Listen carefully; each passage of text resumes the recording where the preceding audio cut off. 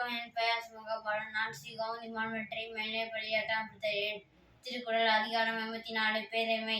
பேதைமை என்பதொன்று யாதெனின் ஏதங்கொட்டு ஊதியம் போக விடல். பேதைமையுள் எல்லாம் பேதைமை காதன்மை கையள தன்கட் செயல் நாணாமை நாடாமை நாயின்மை யாதொன்றும் பேணாமை பேதை தொழில். ஒளியுணர்த்தும் பிறர் குறைத்தும் தானடங்கா பேதையின் பேதையாயில் ஒருமை செயலாற்றும் பேதை எளிமையும் தான்கு கலந்தும் வாழறு.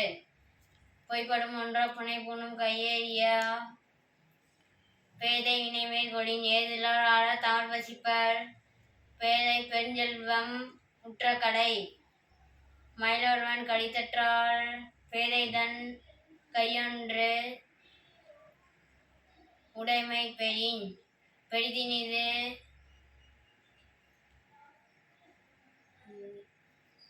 பேதையார் கேண்மை